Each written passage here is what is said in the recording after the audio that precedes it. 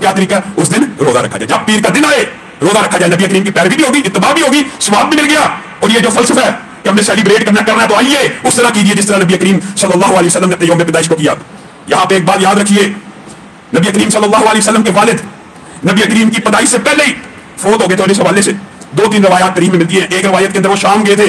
और एक रवायत के अंदर दादा अब्दुल मुत्तलिब ने उनको खजूरें लेने मदीना भेजा, वहां बीमारी आई, फौत हो गए। और ये भी बात याद रखिए, इसमें भी अल्लाह रब्बुल इज्जत की बहुत बड़ी हिकमत थी कि अब्दुल्लाह को, जनाब अब्दुल्लाह को जिस काम के लिए, जिस मकसद के लिए पैदा किया गया था, वो मकसद और जब पूरा हो गया अल्लाह रब्बुल इज्जत ने उनकी रूह को कब्ज़ कर लिया। पहले ज़बा होने से बचाया,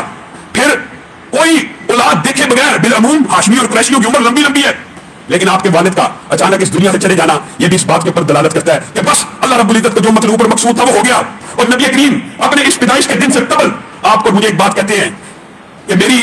पैदाइश का दिन तो था ही, मैं पीर को पैदा हुआ, लेकिन अना दावतु अबी इब्राहिम, मैं अपने बाप इब्राहिम की दुआऊं, रब्बना वबअस फीहिम, कुरान पाक में मौजूद है, ऐ अल्लाह इनमें ऐसा रसूल भेज जो इनको आयतें पढ़ पढ़ के तेरे कलाम की सुनाए, इनको पकीज़ा करे। मैं अना दावतु अबी इब्राहिम, मैं अपने बाप इब्राहिम की दुआ का नतीजा हुआ बुशरा ईसा, और ईसा की